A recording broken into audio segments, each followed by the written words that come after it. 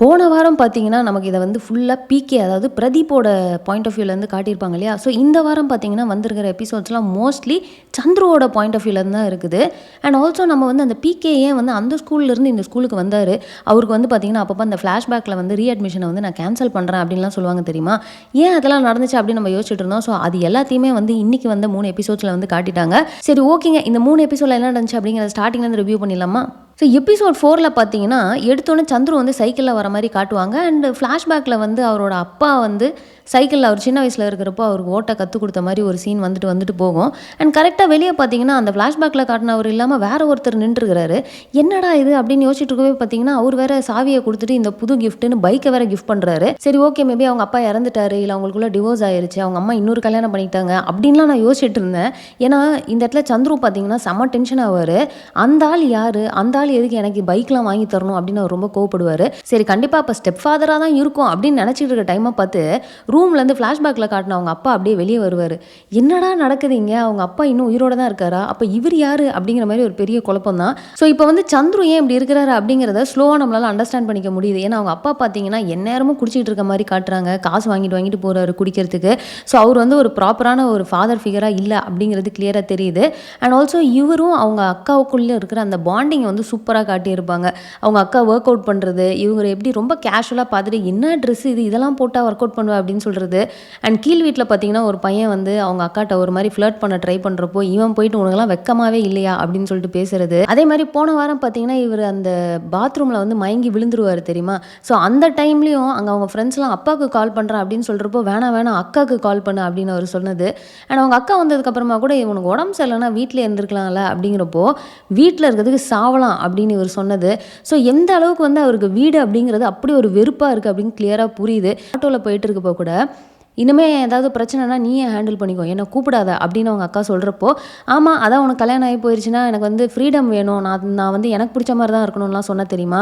அப்போவே எனக்கு புரிஞ்சிருச்சு இதுக்கப்புறம் நான் தனியாக தானே பார்த்துக்கணும் அப்படின்னு இவர் சொன்னப்போ, அப்படிலாம் கிடையாதுன்னு சொல்லிட்டு அவர் கையை வந்து இழுத்து பிடிப்பாங்க தெரியுமா? ஸோ அந்த சீன்லாம் வந்து அவங்க 2 பேருக்குள்ள இருக்க பாண்டிங் எவ்வளோ அழகாக இருக்குது அப்படிங்கிறத ரொம்ப சிம்பிளாக வந்து நமக்கு காட்டியிருப்பாங்க. அண்ட் இந்த வெப் சீரிஸில் எனக்கு ரொம்ப பிடிச்ச விஷயம் என்ன அப்படின்னா, எல்லாரோட மைண்ட் வாய்ஸுமே வந்து நடுவில் வந்துட்டு வந்துட்டு போகும். அண்ட் அந்த கேரக்டர் பார்த்தீங்கன்னா ஒரு ரூம்குள்ளே அப்படி செமையாக அந்த லைட்டிங்லாம் போட்டு பயங்கரமாக ஒரு ரூம் மாதிரி ஒன்று வச்சுருக்காங்க. சூப்பராக ட்ரெஸ் பண்ணிவிட்டு அந்த மைண்ட் வாய்ஸ் ஒரு செகண்ட் அப்படின்னா கூட அந்த இடத்துல அப்படி அவங்க உட்காந்து பேசுகிற மாதிரி இப்படி காட்டிட்டு போகிறது வந்து உண்மையாக வந்து டிஃப்ரெண்ட்டாக இருக்குது, பார்க்கறதுக்கு ரொம்ப நல்லா இருக்குது. ஸோ இப்போ இவங்க சிஸ்டருக்கு வந்து அந்த பொண்ணு வீடு மாப்பிள்ளை வீடு 2 பேரும் வந்து ரெஸ்டாரண்ட்டில் மீட் பண்ணிக்கிற மாதிரி ஒரு சீன் இருக்கும் தெரியுமா? ஸோ அதில் பார்த்தீங்கன்னா கரெக்டாக அவங்க அப்பா அங்கேயும் வந்து ஒரு மாதிரி குடிச்சிட்டு வந்து உட்காந்துருப்பாரு. அண்ட் சந்துரு பார்த்தீங்கன்னா அப்படியே ஸ்மெல் பண்ணி பார்த்துட்டு சி அறிவில்லை அப்படின்னு கேட்குறப்போ கரெக்டாக அந்த பையன் வீட்டிலேருந்து வரது. அண்ட் அந்த பையனோட அம்மாவை பார்த்தீங்கன்னா அப்படியே ஒரு மாதிரி சஸ்பீஷியஸாக அவங்க அப்பாவை பார்த்துக்கிட்டே இருக்கிறதுலாம் வந்து ரொம்ப நல்லாயிருக்கும். ஏன்னா இந்த சைடு பார்த்தீங்கன்னா சந்துருவோட அம்மா வந்து அவங்க அப்பா தான் எல்லாத்தையும் பண்ணுறாரு, அவங்க அப்பா தான் வந்து அவங்க பொண்ணை அவ்வளோ செல்லம் அப்படின்னு சொல்லி அவங்க அப்பாவை தூக்கி வச்சு பேசுறது. அது வந்து சந்துருக்கு செம்ம கோவப்படுற மாதிரி காட்டினது. கல்யாணத்துக்கு அப்புறம் சந்துரு வந்து கூடவே இருக்கிறது எங்களுக்கு ஓகே அப்படின்ற மாதிரி வந்து பையன் வீட்டிலேருந்து சொன்னாங்க.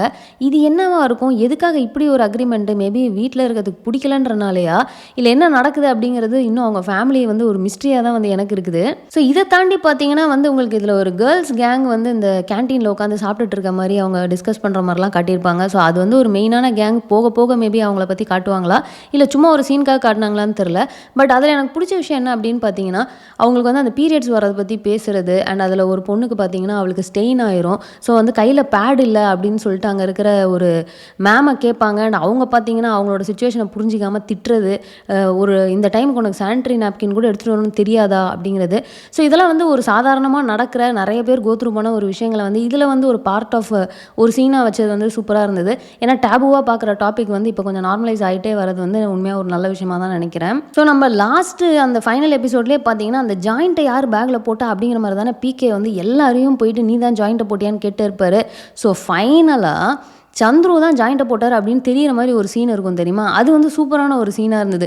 ஏன்னா அவங்க எடுத்துருக்கதே பார்த்தீங்கன்னா போன வாரம் 3 எபிசோடும் பிகே பாயிண்ட் ஆஃப் வியூவில் இருந்தது.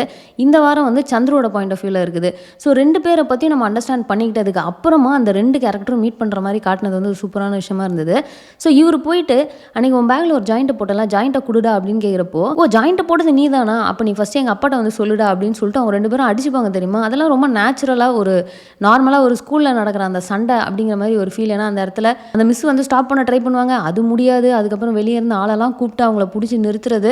ஸோ இதெல்லாம் ரொம்பவே வந்து ரியலாக இருந்தது பார்க்க. அண்ட் நம்ம எபிசோடு பேரெல்லாம் வந்து போன வாட்டியே சொன்ன தெரியுமா, அதே மாதிரி எபிசோடு 5 பார்த்தீங்கன்னா டிசி கீசி கொடுத்துட போகிறாங்கடா, இதுதான் வந்து எபிசோட் பேரே. ஸோ அது செம்மையாக இருந்தது. நமக்கு வந்து அதை ஈஸியாக கன்வே பண்ணிட்டாங்க. அதாவது சந்துரு வந்து ஆல்ரெடி லாஸ்ட் வார்னிங்கில் இருக்கிறாரு, இன்னொரு வாட்டி போனால் கண்டிப்பாக ஸ்கூலை விட்டு வெளில அனுப்பிடுவாங்க. இது வந்து பிகே காதுலேயும் வந்து விழுது. ஸோ அந்த சீன் பார்த்தீங்கன்னா சூப்பராக இருந்ததுங்க, அன்எக்ஸ்பெக்டடாக இருந்தது. ஏன்னா பிகே உள்ளே போயிட்டு விபி கிட்ட வந்து நான் தான் எல்லாத்தையும் பண்ணேன், நான் தான் சந்துரு அடித்தேன், அவன் மேலே எந்த தப்பும் இல்லை அப்படிங்கிற மாதிரி சொல்லிட்டு அவர் பாட்டு கெத்தாக வெளில போயிடுவார். நான் வந்து போன வாரம் வரைக்கும் சந்துரு வெசஸ் பிகே அப்படின்னு தான் இருக்க போதோ அப்படின்னு நினச்சேன். ஏன்னா அவங்க கொடுத்த பில்டப் படி பார்த்தா இவங்க 2 பேரும் அகேன்ஸ்டாக நிற்க போகிறாங்கன்னு நினச்சேன்.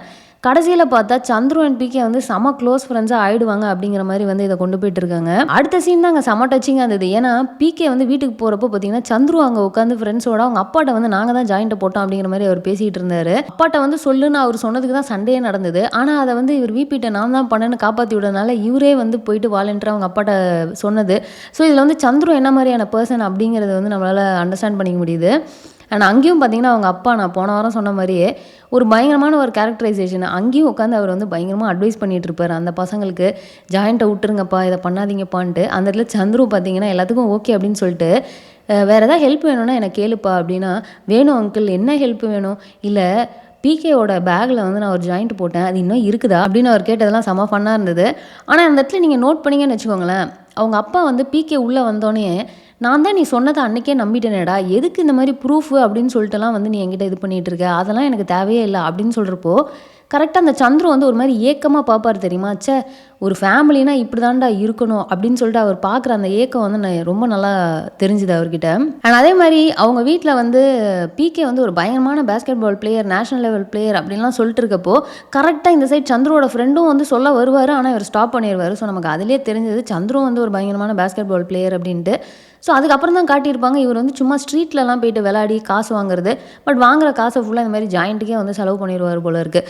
ஸோ இதில் வந்து நமக்கு ஒரு அளவுக்கு அண்டர்ஸ்டாண்டிங் என்ன அப்படின்னு பார்த்தீங்கன்னா, 2 பேருமே ஒரு செம பேஸ்கெட் பால் பிளேயர். அந்த ஸ்கூலில் இன்னும் அந்த டீம் ஃபார்ம் பண்ணல, பட் அதை ஃபார்ம் பண்ணாங்க அப்படின்னா கண்டிப்பாக இவங்க 2 பேரும் ஒரு டீமில் இருந்து அது செம ஸ்ட்ராங்காக வந்து போகுது. ஸோ அடுத்து அது எப்போ நடக்கும் அப்படிங்கிற எக்ஸ்பெக்டேஷன்ஸ் வந்து உண்மையிலே இப்போவே எனக்கு கிரியேட் ஆயிடுச்சு. ஸோ பிகே ஏன் அந்த ஸ்கூல்லேருந்து வெளியே வந்தார் அப்படின்றதுக்கான ரீசனை வந்து நமக்கு காட்டியிருப்பாங்க தெரியுமா. ஸோ அதை பார்க்குறப்போ இவனுங்களாம் ஃப்ரெண்டாடா, நீ அவங்களெல்லாம் அடித்தது தப்பே இல்லை அப்படிங்கிற ஃபீல் தான் வருது. ஏன்னா அவங்க ஃப்ரெண்ட்ஸ் பண்ண தப்பெல்லாம் இவன் தான் பண்ணான் அப்படின்னு சொல்லிட்டு பிரின்சிபல் முன்னாடி அவ்வளோ இதாக சொல்லிட்டு இருப்பாங்க. அது வரைக்கும் கெத்தாக நின்றுருந்த பிகே அவங்க ஃப்ரெண்ட்ஸ் எப்போ இவனுக்கு அகேன்ஸ்டாக வந்து எல்லா பிளேமையும் இவன் மேலே போட்டாங்களோ அப்படியே கண்ணிலேருந்து தனியாக ஊற்றுற மாதிரி ஒரு சீன் இருக்கும். பட் எல்லாத்தையும் தாண்டி அவர் பாட்டுக்கு வந்து எல்லா பிளேமையும் எடுத்துக்கிட்டு சைலண்ட்டாக வெளில போயிடுவார். ஸோ அந்த சீன் உண்மையிலேயே ரொம்ப டச்சிங்காக சூப்பராக இருந்தது. ஆனால் அங்கேயும் பார்த்தீங்கன்னா இவர் கூடவே ஒரு ஃப்ரெண்ட் இப்போ வரைக்கும் இருக்கார் தெரியுமா. அந்த இடத்துல அவர் நடுவில் பூந்து இவன் இந்த மாதிரிலாம் பண்ணுற பையனே கிடையாது, அவன் அப்படிலாம் பண்ணியிருக்கவே மாட்டான், ஆண்டி நீங்கள் வாங்க நம்ம வெளில போகலாம் அப்படின்னு சொல்லிட்டு ஒரு 4-5 லோக்கலாக வார்த்தையை போடுவார். பிரின்சிபல் கூட வார்த்தையை பார்த்து பேசு அப்படின்னு சொல்கிறப்போ இவனுங்கள மாதிரிலாம் இங்கிலீஷ்லலாம் போய் சொல்லிட்டு இருக்கிறதுக்கு பதிலாக என்ன மாதிரி லோக்கலாக இறங்கி பேசுறதுல எந்த தப்பும் கிடையாது அப்படின்னு சொல்கிறது.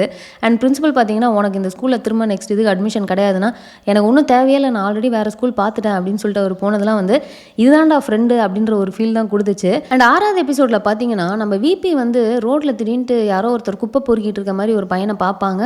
நந்தா அப்படின்னு சொல்லிட்டு கூட்டு போய் சாப்பாடு வாங்கி கொடுக்கறது, திரும்ப ஸ்கூலுக்கு வர வைக்கிறது அப்படிங்கிற மாதிரிலாம் காட்டுறப்போ யார் அந்த நந்தா. ஏன்னா இவங்க அடுத்து வருவதில் போடுற சீன்ஸ்லாம் பார்த்தீங்கன்னா நந்தா வந்து அவங்க வீட்டிலே இருக்கிற மாதிரி தான் வந்து காட்டியிருக்காங்க. இது அவங்களோட பையனா இல்லை யார் அப்படிங்கிறது இப்போ வரைக்கும் நமக்கு தெரியல. ஆனால் அவங்க வந்து அவனை வந்து சைக்காட்ரிஸ்ட்டை கூட்டு போய் அவங்க வந்து பேசுகிற விஷயங்கள் போக போக சரியாயிடும்னு சொல்கிறப்போ அந்த டாக்டர் பார்த்தீங்கன்னா இவங்கள பார்த்து வந்து கேட்பாங்க தெரியுமா, நீங்கள் வந்து பேசுறதுக்கு ரெடியாக இருக்கிறீங்களா அப்படின்னு கேட்குறப்போ இல்லை நாட் எட் அப்படிங்கிற மாதிரி இவங்க சொல்லுவாங்க. ஸோ கண்டிப்பாக அவங்க ஹஸ்பண்ட் இறந்ததுனால வந்து ஏதோ ஒரு ட்ராமா ஆயிடுச்சு. ஸோ இந்த நந்தான்றது வந்து இவங்களோட பையனா இல்லை என்னன்னு தெரில, பட் இவங்க 2 பேருமே வந்து பயங்கரமாக மென்டலி ரொம்ப பெரிய இம்பாக்ட் வந்து கோத்ரூ பண்ணிட்டு இருக்காங்க அப்படிங்கிறது கிளியராக தெரியுது. அண்ட் ஆல்சோ நம்ம ரியா, அதாவது ஸ்மிதா அப்படின்னு சொல்லிட்டு ஒரு கேரக்டரில் இப்போ தான் கொஞ்சம் கொஞ்சமாக இன்ட்ரடியூஸ் ஆகி வந்துட்டு இருக்காங்க. இந்த கல்ச்சுரல்ஸில் பார்ட்டிசிபேட் பண்ணுற மாதிரி அவங்க பாடுற மாதிரி வந்திருக்கு. ஸோ அவங்கள பற்றியும் வந்து இன்னும் பெருசாக வந்து கொண்டு வரல. ஸோ இந்த கடைசி 6வது எபிசோட் முடிக்கிறப்போ பார்த்தீங்கன்னா திரும்பவும் சஞ்சனாட்டிருந்து கால் வரும் நம்ம பிகேக்கு. அந்த கால் அட்டன் பண்ணி அவங்க ஹாப்பி பர்த்டே அப்படின்னு சொல்கிறப்போவே இவருக்கு வந்து ஃப்ளாஷ்பேக்கில் போன பர்த்டேக்கு வந்து அவங்களோட இருந்த சீன்ஸ்லாம் வந்துட்டு போனது வந்து ரொம்பவே அழகாக இருந்தது. லைக் அவங்க எப்படி இருந்தாங்க அண்ட் இப்போ என்ன மாதிரி ஒரு சுச்சுவேஷனில் இருக்கிறாங்க அப்படிங்கிறது வந்து ரொம்ப ஈஸியாக நம்மளால் அண்டர்ஸ்டாண்ட் பண்ணிக்க பண்ணிக்க முடியுது. ஸோ அவங்க மறுபடியும் வந்து மீட் பண்ணலாமா அப்படின்றத வந்து கேட்டிருக்காங்க. ஏன்னா போன வாரமே பார்த்தீங்கன்னா இதே மாதிரி தான் மீட் பண்ணலாமான்னு வந்திருப்பாங்க. அண்ட் அவங்க வந்து கிளியராக சொல்லியிருப்பாங்க, நம்ம ரிலேஷன்ஷிப் முடிஞ்சிருச்சு, எனக்கு வந்து அந்த லவ் இருக்குது, கேர் இருக்குது, பட் இது ரிலேஷன்ஷிப்பாக கொண்டு போக முடியாது அப்படின்னு சொல்லியிருப்பாங்க. பட் அதே மாரி திரும்பவும் மீட் பண்ணலாமான்னு ஏன் கேட்குறாங்க அப்படிங்கிறது தெரில. ஸோ இவர் என்ன பண்ண போகிறார் அப்படின்னு நம்ம வெயிட் பண்ணி நெக்ஸ்ட் வீக் தான் பார்க்கணும். ஸோ அவ்வளோதாங்க, இந்த வாரம் 3 எபிசோடில் நடந்த எல்லாத்தையுமே நம்ம ரிவ்யூ பண்ணிட்டோம். ஸோ நீங்கள் இதை பார்க்க ஆரம்பிச்சிட்டிங்க அப்படின்னா நீங்கள் என்ன ஃபீல் பண்ணுறீங்க அப்படிங்கிறத மறக்காமல் கமெண்ட்டில் போட்டுருங்க. ஸோ அவ்வளோதான், இந்த வீடியோ நான் இதோட முடிச்சுக்கிறேன். இந்த வீடியோ உங்களுக்கு பிடிச்சா லைக் பண்ணுங்கள், உங்கள் ஃப்ரெண்ட்ஸ் எல்லாத்தையுமே ஷேர் பண்ணுங்கள், மறக்காமல் சேனல் சப்ஸ்கிரைப் பண்ணி சப்போர்ட் பண்ணுங்கள். நெக்ஸ்ட் ஒரு இன்ட்ரெஸ்டிங்கான வீடியோ உங்களை மீட் பண்ணுறேன். தேங்க்ஸ் ஃபார் வாட்சிங். Bye by.